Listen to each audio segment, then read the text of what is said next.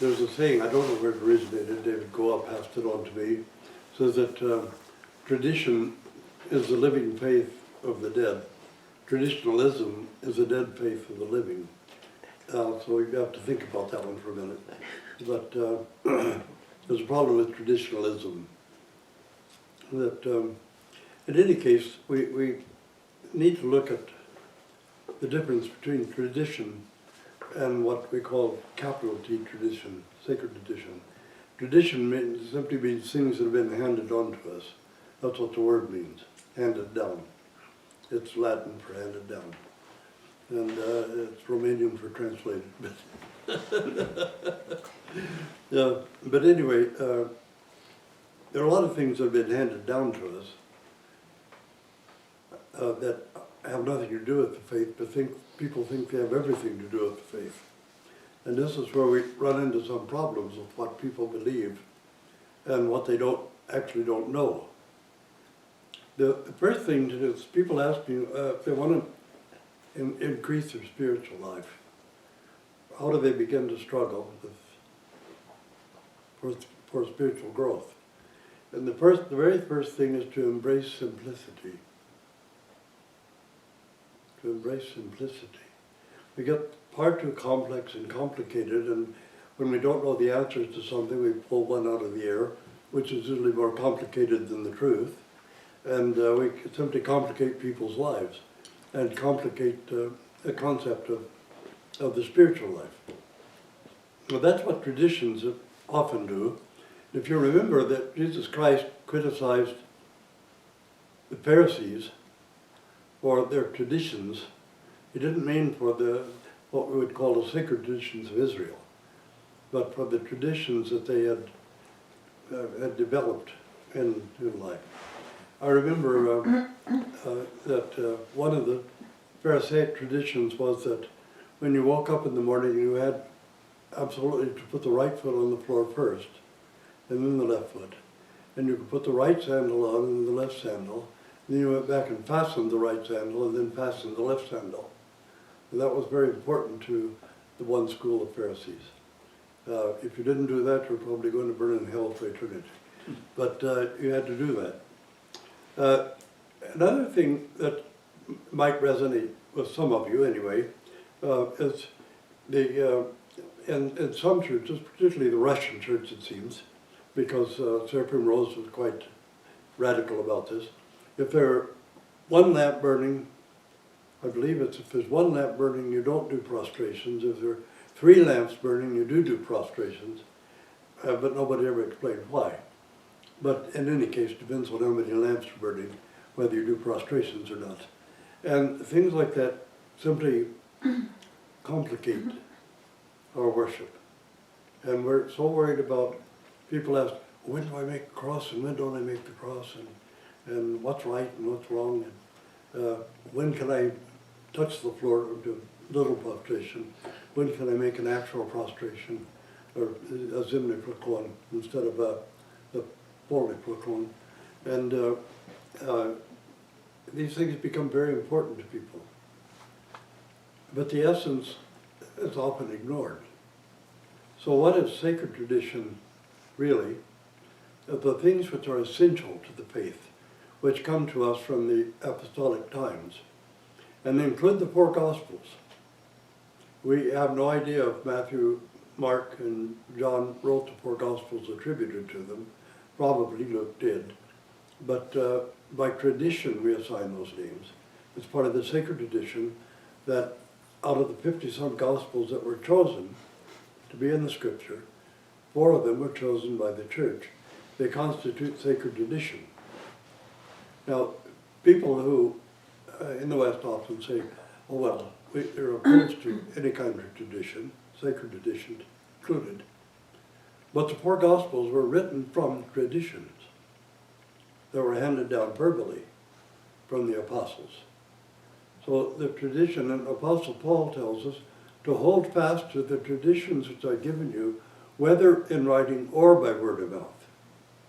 So there's certain traditions which are really, it's our traditional understanding of the Gospels, our traditional understanding of the meaning of the crucifixion and resurrection, our traditional understanding of things, these are all sacred tradition. Now, added to that, as the years go by, people have little traditions here and there.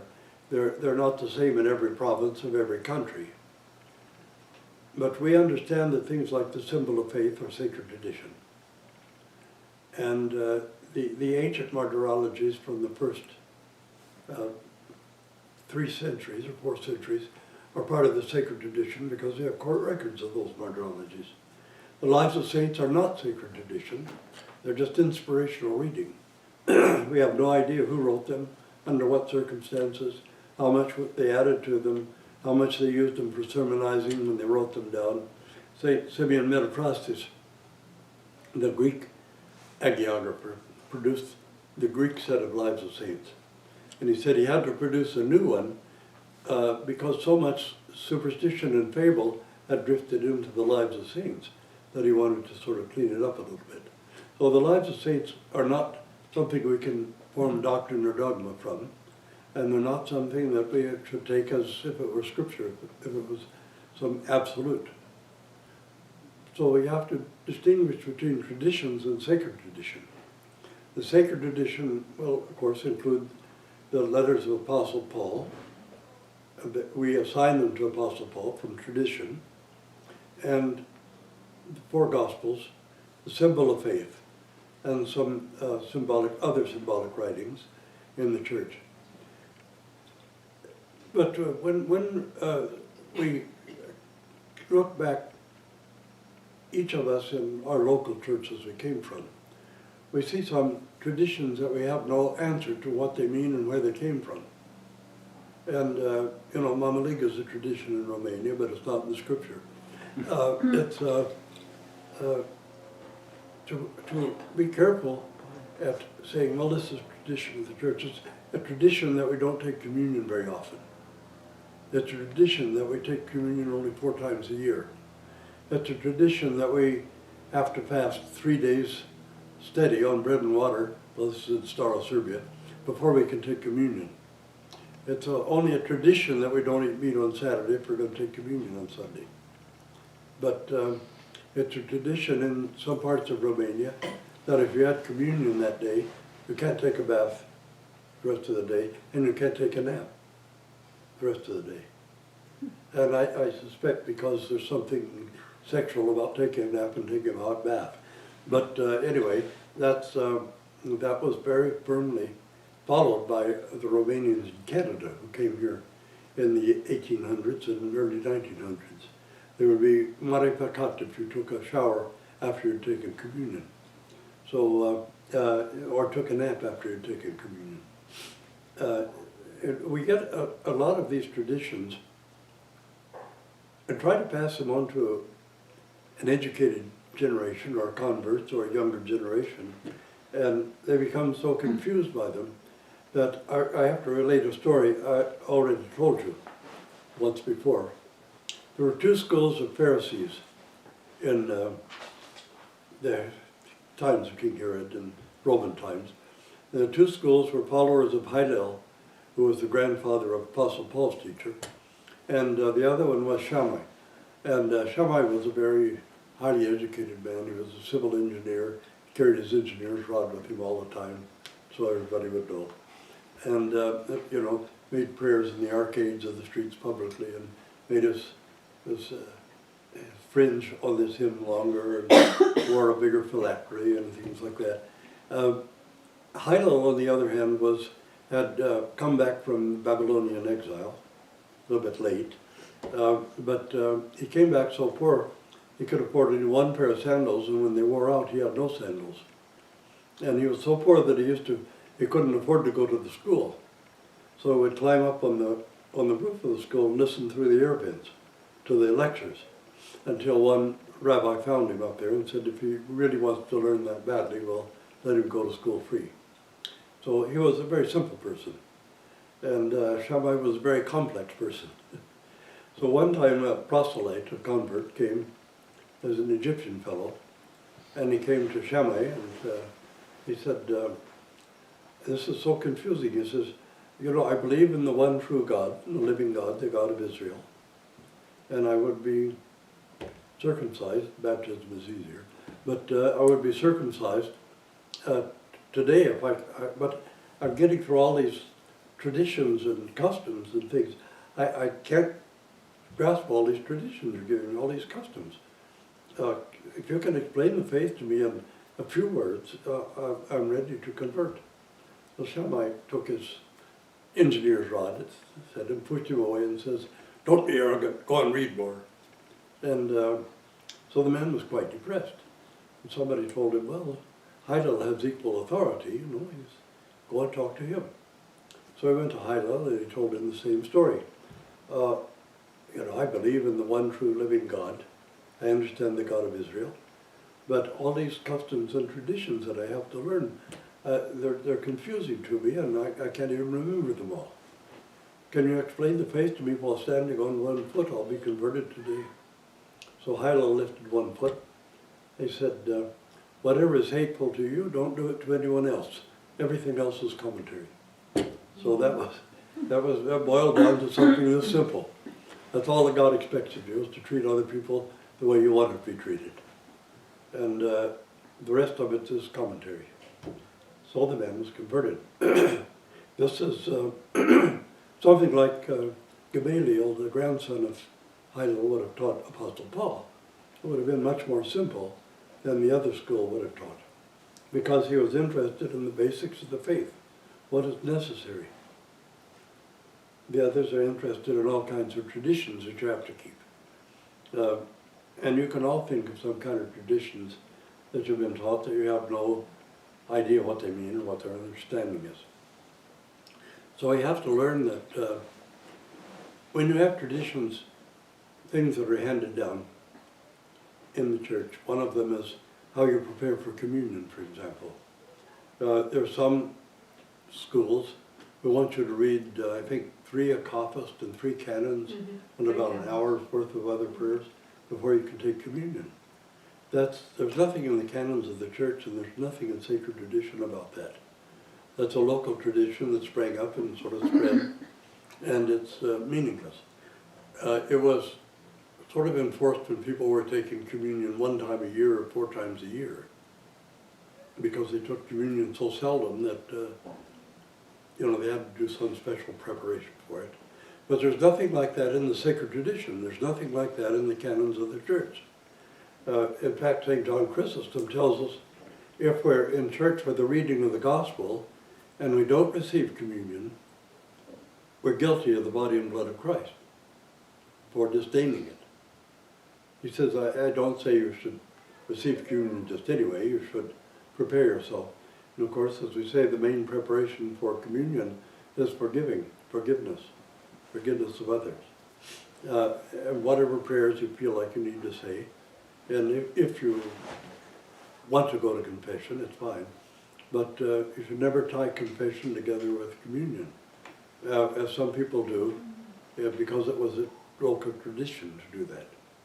And it was a tradition because people took communion only 4 times a year. So they wouldn't have gone to confession any time except when they were going to communion. That was the only time they'd go to confession.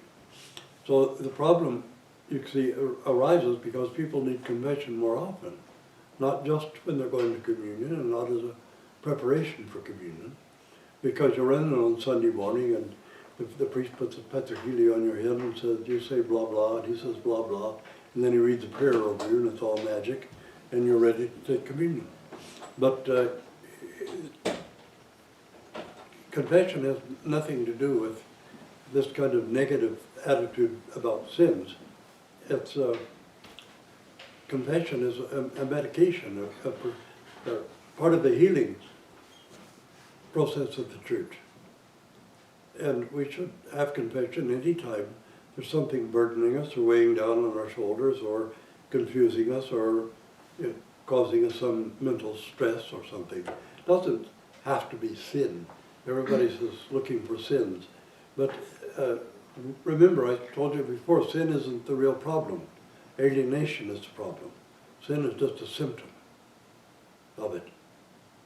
So we have to come anytime we need spiritual guidance, anytime we need some spiritual assistance, anytime anything is bothering us spiritually.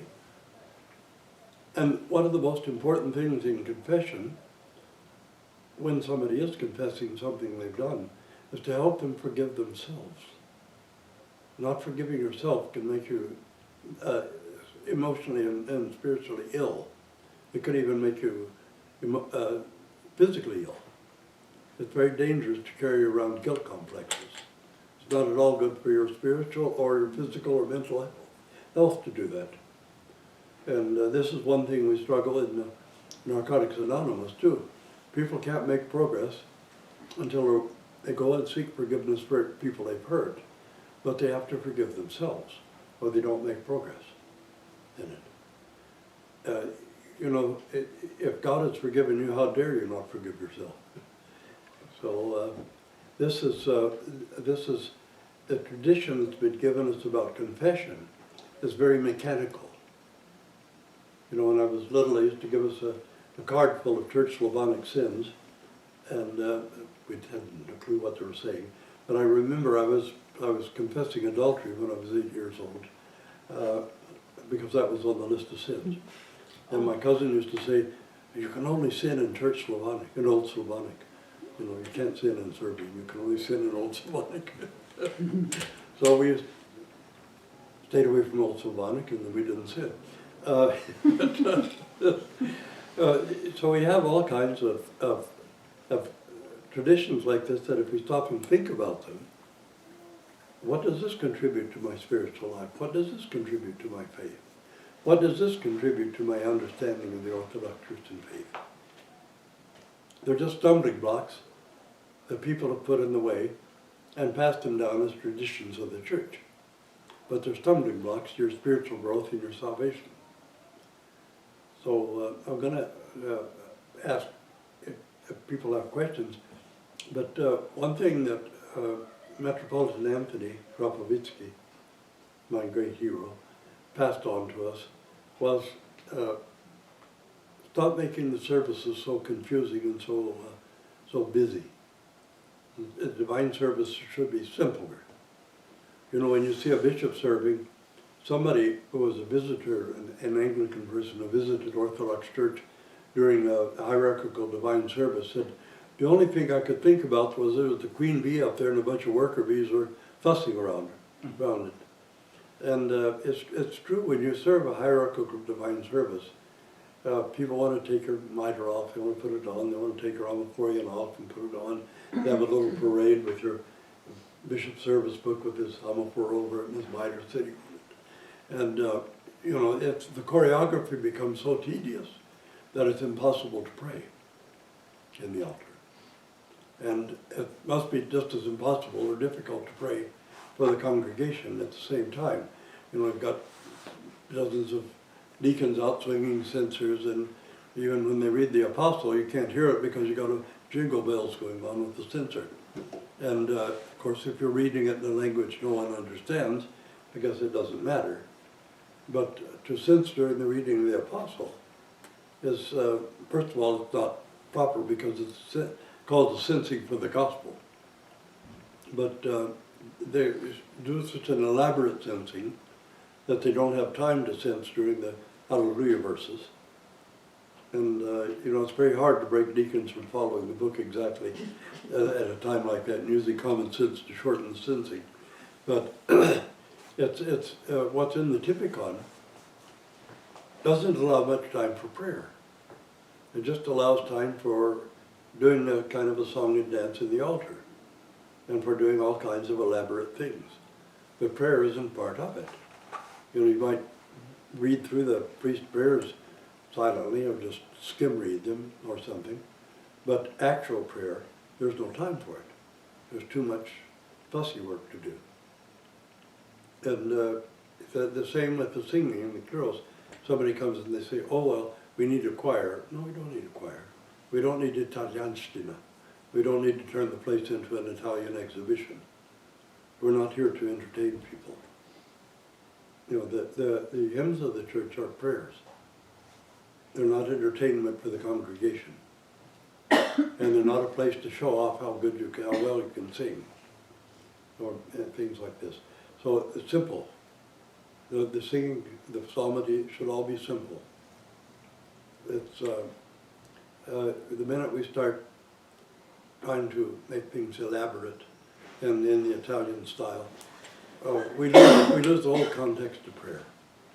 You know, I've heard the Cherubim Hymn sung as if John Philip Sousa had composed it, like a marching song. And stuff like that, you know. As if you know, it was the Grand March from Aida or something. But really, the Typicon says it's supposed to be sung with sobriety and torsisto, sort of solemnity, great solemnity. Because it's people don't even know what the words are in that hymn, or what they mean. That's why I call it the great anthem of the people of God. Because it's such an astonishing claim that we're making in that hymn, claiming to be like the cherubim, to actually represent the cherubim. And to sing it as if it was some kind of entertainment is to betray the whole liturgy and the meaning of the liturgy. But it's been, now the tradition of choir singing that began in Russia in the 1700s has been handed down as a tradition now. But it's not a tradition of the church. It's not a part of the sacred tradition, and it's not a part of understanding the liturgy properly. So we have to watch these things that we think are tradition of the church and ask about them and try to find out what is a sacred tradition that is the essence of our faith in Jesus Christ, the things that's been handed down to us from the Holy Fathers and the Apostles that expands our understanding of Christ and expands our understanding of the nature of salvation and expands for us the meaning of the symbol of faith. Those are all sacred tradition of the church. So anybody have any questions? I mean, my main thing is to make sure we understand there's a line, and we should check it out if we think it's tradition. I'm just commenting regarding sacred tradition. When it comes to Protestants, they tend to ignore it totally, although they say they take the symbol of faith as truth, and as part of the tradition. That is part of the sacred tradition, no? Well, they don't consider it anything except confession. Here's the thing, sometimes I ask them, how did Apostle Peter die and how did Apostle Paul die? And they can tell you. Where does it say that in the Bible? It's part of tradition. And they do say sola scriptura, so just the Bible, but yeah. The Bible was composed of sacred tradition. On the basis of tradition, yeah. So the trouble with it's kind of a... You know, the trouble I ran into early on, and I think the evangelical movement exemplifies it, they condemned authority in the church, the hierarchical authority. And to such a degree that there was a breakdown in the understanding of authority in society because you condemned hierarchical structure. But there's the principal, the vice principal, and the teacher. That's hierarchical authority. And the teacher doesn't have any authority now. In fact, the teacher has to wear a bulletproof vest in school. And there's a breakdown in the structure of society in general. You know, you have the governor, the legislative assembly, and police chief and police officers of different ranks. And before long, they had some real violence because of the breakdown in recognition of hierarchical structure. They took their condemnation of it in the church into civil society, so it could have no real authority in civil society anymore. And there was a breakdown in that authority. And the same thing with tradition. Okay, people argue for, well, traditional marriage, for example. And they say, wait a minute, you said tradition was bad. So now you're telling us traditional marriage or traditional this or traditional, but you said tradition wasn't any good.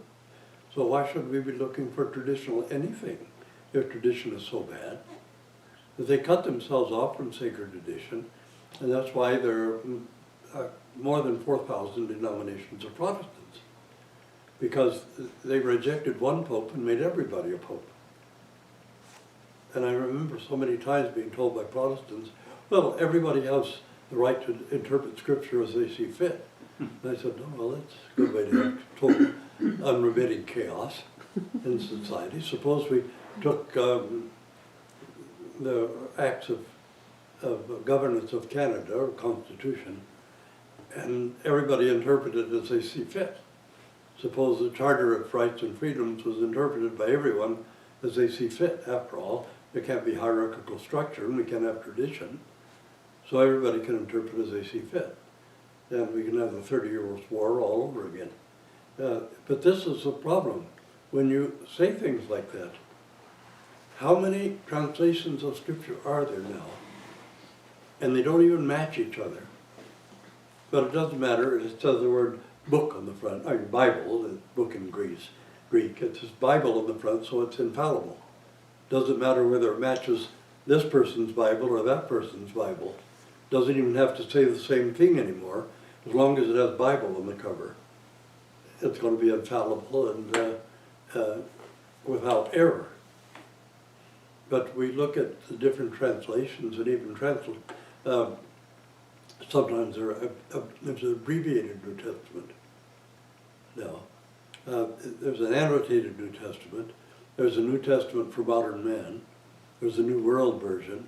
There's the NIV, the King James Version, the New King James Version. And so what do you happen?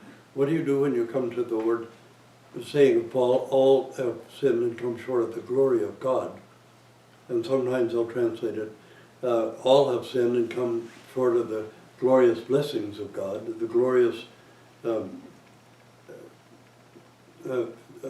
calling that God has given to us. But it actually says the glory of God. And Apostle Peter tells us that we're going to become participants, partakers of the divine nature, of the glory of God. So it means, actually, we've fallen short of the glory of God. Not our glorious aspirations or the glorious calling or the glorious blessings or anything else. We've fallen short of the glory of God, period.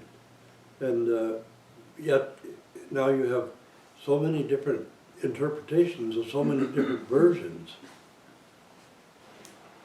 And some of them are abridged versions of the Scripture, in which they leave out parts of it and put a whatever bridge they think should be there, they'll bridge it themselves. So now they're part of the authority of the Scripture because they've written an abridgment. So you see how chaotic and confusing it becomes. So without tradition and without some kind of structure of authority in it. So that's why even among evangelicals, one group won't agree with the other group about certain things. The Protestants have fought for a long time over whether the rapture is real or not, because it's a teaching that was invented in 1840. It has no roots in the tradition of the church. But if you don't have tradition, you can be swept away by anything that comes along, any idea that comes along. It's like apocalypticism. Everybody's talking about the last days and what the last days are going to be like, and who's going to be Antichrist, and all kind of ideas they think of. I remember that we had a prophet, these tent revivals that came around in the 40s and early 50s. And there was a prophet who came around and said that communist China's going to produce the Antichrist, and they're going to take over North America, and they're going to set up a guillotine and behead, if somebody had seen this in a vision, it had been revealed to him. They're going to set up guillotines and behead Christians. And that somebody else was sure that Moscow was Mosech and Magog, which were mentioned in the Scripture. Well, it's Mosech, it must be Moscow. And they had it that the Russians were going to come down and try to conquer Israel. But not just the Russians, it says that the blood's going to run as high as the horse's bridle.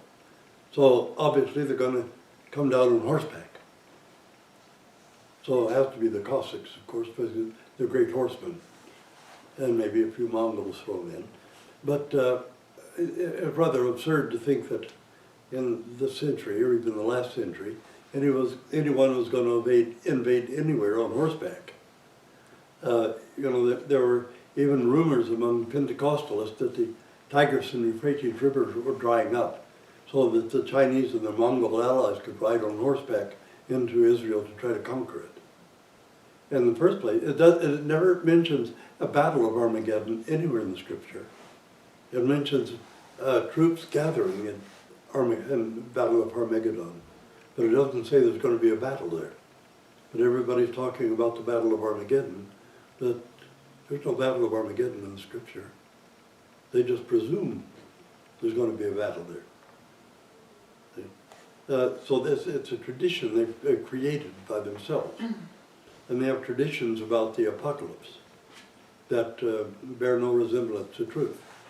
I remember one Plymouth Brethren person at a talk one time asking me, well, he said, we've determined who the Nicolaitans are going to be, because Nico means victory and Laos means lay people, so it's the bishop's victory over the lay people.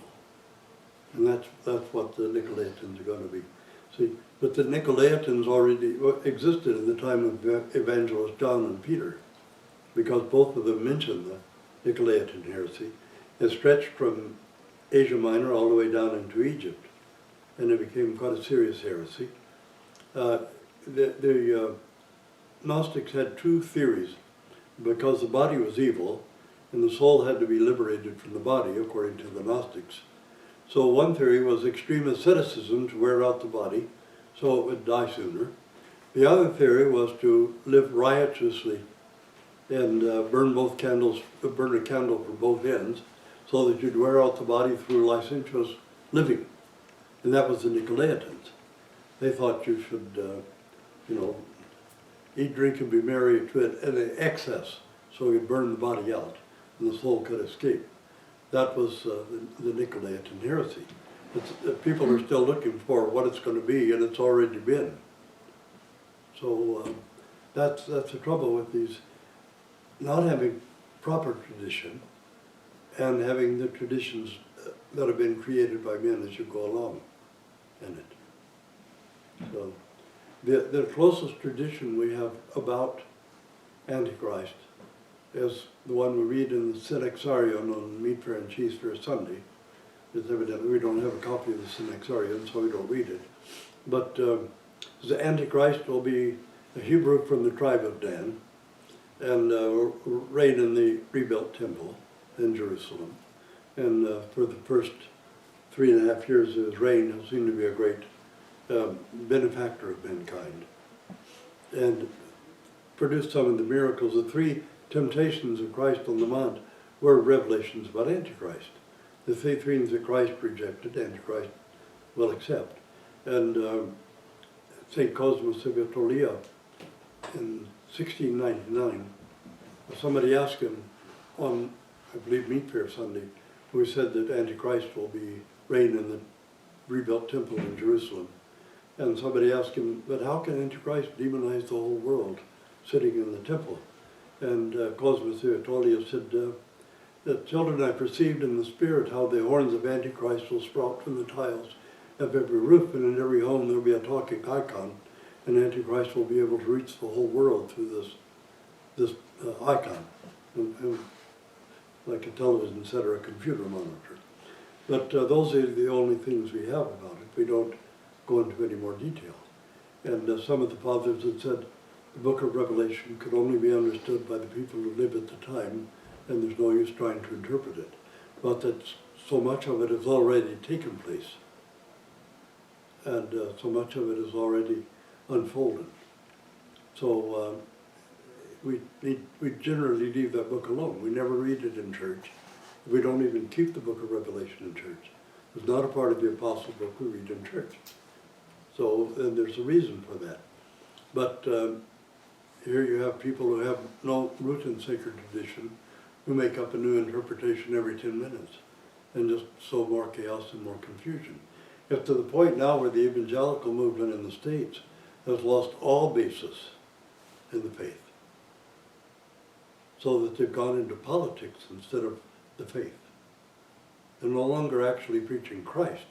They're preaching politics and who you should vote for and why you should vote for them, because they've lost all context of the gospel of Jesus Christ. It's completely vanished for them, and it's all about politics now. So that's the dangers in tradition and sacred tradition and confusing the two, because you get so burdened down with the traditions of men that you can no longer see the gospel, and you can no longer see Jesus Christ through the fog of the tradition. You know, if you get married in some of the Greek churches, and you don't have a child within the first year, they won't give the woman communion because she hasn't had a child yet. I don't know if they'll give the man communion or not. He's actually permitted to do other things. And, but they think, well, you're using conception control or something. But the fact is, you might just not have had a child yet. That's, you know, there are various reasons why the woman hasn't conceived. And so she's being punished as if she'd committed some kind of sin because she hasn't given birth to a child yet. And that's just a tradition, local tradition. But it's not part of the sacred tradition of the church. So you see, we had all of this just complex, chaotic tumble of traditions in the church that sometimes we need to just cut through. But, so. I have a question here. It's from last week's canon. And it might be just poetic language, but they're referring to an 8th day. What is considered an 8th day? I can read it if you like. I'll read the Troparion. Yeah. Okay. It says, since this radiant day is the first and sovereign lady of days, it is meet that the new and divine people should rejoice therein. For as an 8th day, it does so awesomely present the prefiguring of what age which is to come. O our supremely exalted God, the God of our fathers, blessed art thou. What is an 8th day? Well, the eighth day is what we're living in now, because you know, we say God created in 6 days. Mm-hmm. On the 7th day was the Sabbath. Mm-hmm. That's why it means when God rested. It doesn't mean God lay down, took a nap, but that it was the Sabbath day, and the dawn of the 8th everlasting day, because the days represent ages. That's why we say unto the ages of ages in the liturgy. So it's not... Because, so we talk about the 7 ages. Christ fulfilled the Sabbath in the tomb and arose on the 8th and eternal day, the day of salvation. So the day of creation, the Sabbath, and the day of redemption is the 8th day. Yeah. So we call it, because, see, the thing is that 7 days creation, 6 days creation, and the Sabbath are symbolic of something greater. They're symbolic of the ages that man passes through. That's why we're taught, in the scripture, it never says that there's going to be a new world. It says in the age to come. It never says the world to come. And we say that the new age, it doesn't say world, because we don't, we have no reason to believe that the world is going to be destroyed or evaporated, or that the universe is going to be destroyed. There's something, principle we call the transfigured cosmos, the transfiguration of everything that exists, not the end or destruction of everything that exists, but a transfiguration. And the 8th and everlasting day is the day of redemption, the day of Jesus Christ, the resurrection. That was the dawn for us, the dawn of the 8th and eternal day. But, so, really just being the day of salvation. Anybody else have a question? Can't talk all day. Like my stroke is playing havoc with the side of my mouth right now, so it's a little difficult to talk. Do you have any questions? Well, maybe another time, because I'm new to the religion, Yeah. And I think I have a very basic question that everybody here might. Oh, that's okay. Yeah. Oh, no, no, no. Everybody- We have Everybody we has all their have basic basic- questions. No, Yeah, go ahead. the same We all question. have basic questions. Yeah. Go for it. Yeah, go for it, please. Well, now that your last sentence actually makes a lot of sense to me, and it's beautiful. So you, if I'm understanding well, you're saying that there's no end of the world, no destruction, no chaos. Mhm. So how does salvation come if there is no? Well, there's no reason for God to destroy the works of his hand. After all, when And I he believe created, he this. said it's very good. I deeply believe that. So, and everything is very good. Yeah. It's, but we need a transfiguration of especially the world after what mankind has done to it. Now this transfiguration I'm a little bit confused about. I don't understand it very well. Well, it's, even the word itself is a metamorphosis of restoration to the to perfection, Okay. restoration to the original perfection. And when Christ was transfigured on the mount, it simply revealed who he truly was, instead of what met the eye, what the eye saw. And we look at the world and see, okay, it's nice. We don't know if it's so nice, why are we destroying it? But anyway, it's restored to the perfect condition. To the original state. To its original state, yeah. That's why in Russian we often call the saints prepodobny, according to the original image.